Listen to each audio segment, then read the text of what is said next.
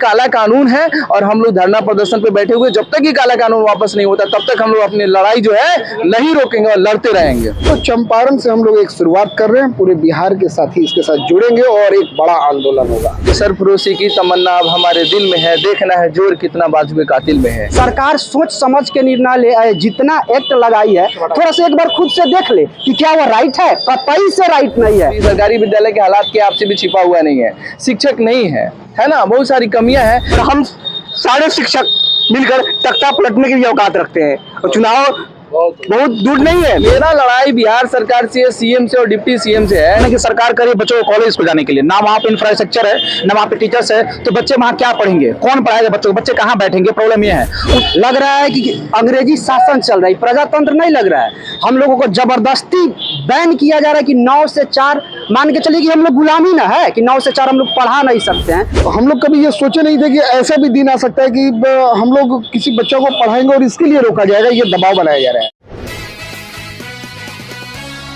नमस्कार, expert news देख रहे हैं आप और मैं हूं रणधीर कुमार। इस वक्त मैं मोतिहारी के चांदमारी चौक पे हूं, जहां पे आज चंपारण के जो कोचिंग एसोसिएशन के लोग जो है, टीचर्स लोग जो है, वो आज धरना प्रदर्शन करने वाले हैं और वो नाराज है। जो कोचिंग नियमावली 2023 आई है उसको लेकर काफी नाराज है, जिसको लेकर आज यहाँ पे प्रदर्शन करने वाले हैं।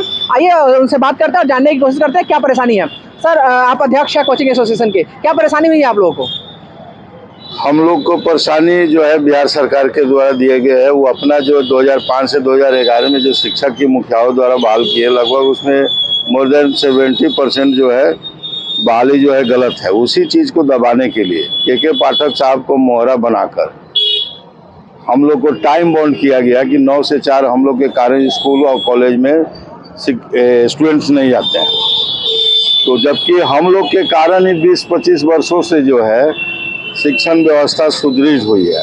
आज के डेट में हमको सम्मानित की जगह पर अपमानित करने का काम किया जा रहा है। तो इस स्थिति में उसी चीज़ का जो कि संविधान का मौलिक अधिकार में भी हम लोग को आर्टिकल 19(1)(g) में दिया गया है कि काम करने का समय कोई बॉन्ड नहीं कर सकता है। तो हमारे मौलिक अधिकार का हनन भी हो रहा है। दूसरा जो है, इधर 30 अगस्त को एक 2023 नियमावली करके अंग्रेजों की तरह अपना रूल बना दिए, क्योंकि कोई भी कानून बनता है तो विधानसभा विधान परिषद से पारित होकर कानून के रूप में आता है। उसमें उन्होंने जो अपना बायलॉज बनाए हैं वो एक लग रहा है जैसे हम लोग शराब माफिया से भी बड़ा काम कर रहे हैं, उस तरह का वो नियम है जो विसंगतियों से कंप्लीट भरी हुई है। और तीसरा चीज़ है कि पर्सनल हम लोग का ट्यूशन है, उसको कोचिंग एक्ट में वो नहीं ला सकते हैं। तो कोई भी चीज़ की आगाज़ जो है चंपारण से होती है, उसी के विरोध में हम लोग आज 5 सितंबर को अपनी खुशी को जो है न मनाते हुए हम लोग हृदय से राधा कृष्णन साहब के साथ हैं, लेकिन उनके वो जो हम लोग को सम्मान दिए उसको उस सम्मान को अपमान में बदलने का काम माननीय मुख्यमंत्री जी कर रहे हैं। तो उसके विरोध में हम लोग अपना आज से आगाज कर दिए हैं, अब परिणाम लेके रहेंगे। तो जैसा कि जान रहे हैं आप लोग, आज शिक्षक दिवस है। हर तरफ जहाँ भी शिक्षण संस्थान है वहाँ पे खुशी का माहौल है। ये शिक्षक भी पिछले साल तक शिक्षक दिवस के अवसर पे काफ़ी खुशी के साथ इस आज के दिन को सेलिब्रेट करते थे, लेकिन आज ये लोग आगाज़ कर रहे हैं आंदोलन का और काफ़ी नाराज चल रहे हैं बिहार सरकार से। क्या मांगे हैं आप लोगों की? सबसे पहले मैं आपके चैनल के सभी दर्शकों को बधाई देना चाहता हूँ और सभी चंपारण वासियों, भारत देशवासियों को मैं शिक्षक दिवस की बहुत सारी शुभकामनाएं देता हूँ। बड़ी अफसोस के साथ में कहना पड़ रहा है कि खुशी के पल में आज हम लोग गम मना रहे हैं। आज हमारे सर्वपल्ली राधाकृष्ण जी का जन्मदिन है, लेकिन आज हम लोग काला दिवस के रूप में मना रहे हैं। मैं उमर खान सर, इंग्लिश वाले, चंपारण कोचिंग एसोसिएशन के तहत जो है आज हम लोग धरना प्रदर्शन हम लोगों ने शुरुआत किया है और हमारा ये कोर्ट से स्लोगन है कि सरफरोशी की तमन्ना अब हमारे दिल में है, देखना है जोर कितना बाजुए कातिल में है। ये जो के पाठक है, जो अपर मुख्य सचिव शिक्षा विभाग में, उन्होंने जो काला कानून लेकर आया, सबसे पहले हम बताएंगे उन्होंने जो एक्ट लेकर आया शिक्षा सुधार आंदोलन के प्रति की बच्चे सुबह 9 बजे से लेकर शाम 4 बजे तक जो है जितने भी प्राइवेट कोचिंग एसोसिएशन है नहीं चलेंगे, क्योंकि इनके वजह से बच्चे सरकारी स्कूल में नहीं जाती है। सर, मामला बहुत सारी है ना, कि अभी सरकारी विद्यालय के हालात के आपसे भी छिपा हुआ नहीं है, शिक्षक नहीं है है ना, बहुत सारी कमियां हैं, लेकिन मुझे उनकी कमी की कोई दिखाने की कोई ज़रूरत नहीं है। ये बच्चे की मसला है, बच्चे खुद इस बात पर डिबेट करेंगे अपने गवर्नमेंट से। लेकिन हमारी लड़ाई बिहार सरकार से है। के पाठक सिर्फ एक मोहरा है, मैं के पाठक को वांटेड लिस्ट में नहीं डालना चाह रहा हूँ। मेरा लड़ाई बिहार सरकार से, सीएम से और डिप्टी सीएम से है कि जो ये काला कानून लेकर आए हैं, जिसमें कोचिंग एक्ट के तहत सबको रजिस्ट्रेशन कराना है। सबसे पहले सर हम आपको अपना दुख जाहिर करना चाहेंगे, जब से इन्होंने 9 से 4 कोचिंग बंद करवाने की बात कही और स्कूल में 75% अटेंडेंस की बात उन्होंने कहा, सारे बच्चे जो गांव से शहर में आते थे वो अपना घर वापसी कर गए, लौट गए। अब हम लोग की कोचिंग तो ऐसे ही खाली पड़ गई है। अब ये कह रहे हैं 9 बजे से लेकर 4 बजे तक आपको पढ़ाना भी नहीं है। सर यहाँ रूम रेंट निकालना मुश्किल हो गया है, हालात ऐसी हो गई है। अब इसमें है कि कह रहे हैं कि रजिस्ट्रेशन भी करवाइए, रूम रेंट निकालना मुश्किल है। सर हम लोग रजिस्ट्रेशन कहाँ कराएं? और रजिस्ट्रेशन कोचिंग एक्ट की बात हो रही है सर, हम लोग कोचिंग नहीं चलाते हैं, हम लोग अपना पर्सनल ट्यूशन सेंटर चलाते हैं, इंडिविजुअल सब्जेक्ट चलाते हैं। तो ये काला कानून है और हम लोग धरना प्रदर्शन पे बैठे हुए, जब तक ये काला कानून वापस नहीं होता तब तक हम लोग अपनी लड़ाई जो है नहीं रोकेंगे और लड़ते रहेंगे। क्या मांगे हैं आप लोगों की? हमारी मुख्य मांगे यही है कि जो काला कानून उन्होंने लाया है उसको वापस लें, अन्यथा इसी धरती से नमक पर टैक्स लगाने के लिए सत्याग्रह की शुरुआत हुई थी। तो इस कानून के बदले में उनको बहुत बड़ा रिजल्ट मिलेगा और हम सारे शिक्षक मिलकर तख्ता पलटने की भी औकात रखते हैं। और चुनाव बहुत दूर नहीं है, 2025 और 2024 दूर नहीं है, जल्दी आ रही है, इस पर ध्यान दे जरा। जी क्या मांगे हैं आप लोग, क्यों नाराज है आप लोग? देखिए, हम लोगों की नाराजगी जो है, जिस प्रकार से प्राइवेट कोचिंग वालों का हो या ट्यूशन वालों का शोषण किया जा रहा है, सरकार की तरफ से दबाव बनाया जा रहा है, ये गलत है। और हम लोग पिछले 1 महीना से मानसिक रूप से इतने परेशान हो गए हैं कि हम लोगों को समझ में नहीं आ रहा। पिछले 20 वर्षों से मैं भी पढ़ा रहा हूँ और हम लोग कभी ये सोचे नहीं थे कि ऐसा भी दिन आ सकता है कि हम लोग किसी बच्चा को पढ़ाएंगे और इसके लिए रोका जाएगा, ये दबाव बनाया जा रहा है। ये बहुत गलत है। हम लोग अपना पूरा जीवन इसको समर्पित कर दिए और आज हम लोग अब अपने आप को देख रहे हैं कि हमारे साथ कोई नहीं है।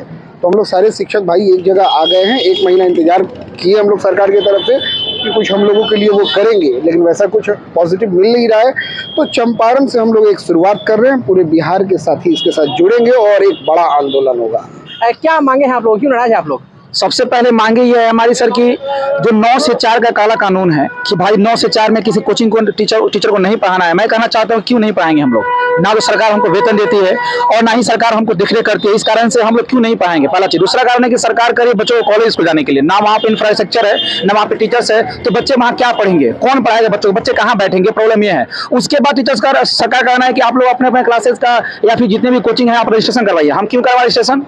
आप हमारे इंफ्रास्ट्रक्चर खोलने चले हैं, आपके पास खुद आपके स्कूल कॉलेज में इंफ्रास्ट्रक्चर नहीं है, टीचर्स नहीं है। तो ये 3-4 कानून जो लेके आए हैं पूरी तरीके से काला कानून है। और हम कहना चाहते हैं कि बिहार के भविष्य को फिर से सजाना है, बच्चों के भविष्य को बचाना है। और अगर प्राइवेट शिक्षकों को पढ़ाना चाहेगी तो सरकार को ईंट से ईंट बजाना है, सरकार की ईंट से ईंट बजाना है। क्यों नाराज है आप लोग? सर देखिए, ये तो प्रजातंत्र है, लेकिन लगता नहीं है कि प्रजातंत्र है। क्या शिक्षा देना गलत बात है कि शिक्षकों पर बैन लगाया जा रहा है? हम लोग गलत काम कर रहे हैं कि 9 से 4 आपको कुछ नहीं करना है? लग रहा है कि अंग्रेजी शासन चल रही, प्रजातंत्र नहीं लग रहा है। हम लोगों को जबरदस्ती बैन किया जा रहा है कि 9 से 4 मान के चलिए कि हम लोग गुलामी ना है कि 9 से 4 हम लोग पढ़ा नहीं सकते हैं।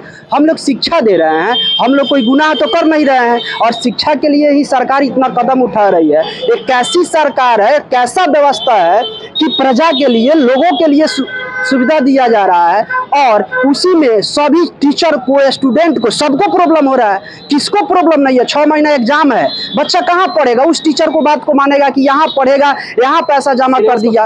उनको सोच समझ के कोई भी फैसला लेना चाहिए, जनता के हित में, स्टूडेंट के हित में। अरे स्टूडेंट के हित में ही फैसला लीजिए। अब बच्चा तो यहाँ फंस गया है, अब वहाँ जाएगा, वहाँ के टीचर को समझेगा कि यहाँ के टीचर को समझेगा, यहाँ से फिर वहाँ जाएगा, कैसे एग्जाम देगा, क्या लिख पाएगा? तो हम लोग चाहेंगे कि ये जो सरकार है, सरकार सोच समझ के निर्णय ले। जितना एक्ट लगाई है थोड़ा सा एक बार खुद से देख ले कि क्या वह राइट है। कतई से राइट नहीं है, वह तो डायरेक्ट जबरदस्ती किया जा रहा है। यानी एक धांधली हो गया, या प्रजातंत्र नहीं राजतंत्र लग रहा है कि राजा जो बोल दिया सो बोल दिया, यानी किसी का कोई सुनने वाला नहीं है। तो हम लोग सरकार से चाहते हैं, हम नीतीश कुमार से चाहते हैं कि आप खुद एक बार दिमाग शांत करके सोचिए कि क्या यह सही है। कतई से आपको सही नहीं लगेगा। बस मैं यही कहूँगा।